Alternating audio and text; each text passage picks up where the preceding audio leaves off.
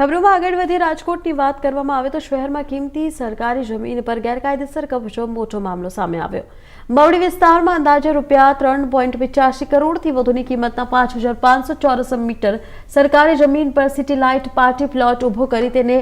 ભાડે આપવાની પ્રવૃત્તિ ચાલી રહી હતી। મામલતદારના ધ્યાન પર આવતા દબાણ કરનાર સામે લેન્ડ ગ્રેબિંગ હેઠળ ફરિયાદ નોંધાઈ હતી। તંત્ર દ્વારા 2024માં દબાણ દૂર કરવાની નોટિસ આપવામાં આવી હોવા છતાં કાર્યવાહી ન થતા અંતે પોલીસે ગોરધન ઉકાભાઈ મેધાણીની ધરપકડ કરી છે। હાલ તાલુકા પોલીસ દ્વારા પૂછપરછ ચાલી રહી છે, તેમજ કેટલું કાયદેસર અને કેટલું ગેરકાયદેસર દબાણ છે તે અંગે તપાસ હાથ ધરાઈ।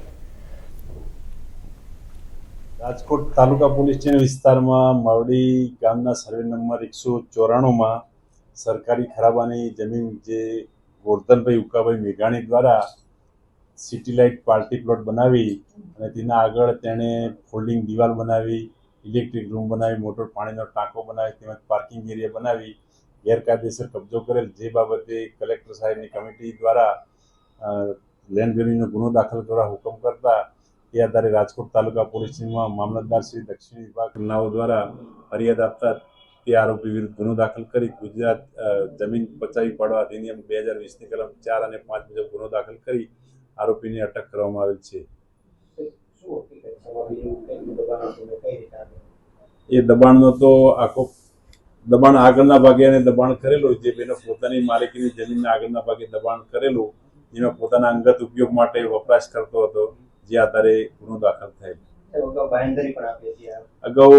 2023માં, 24માં અને 25માં પણ મામલતદાર શ્રી દ્વારા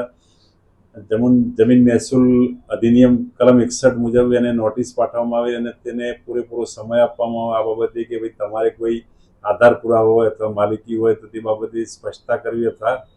લેખિતમાં જવાબ રજૂ કરો, તે બાબતે પણ કોઈ જવાબ રજૂ કરેલ નથી અને ત્યારબાદ મામલતદાર શ્રી દક્ષિણ વિભાગનાઓ દ્વારા લેન્ડ ગ્રેબિંગની ફરિયાદ કરવામાં આવી છે।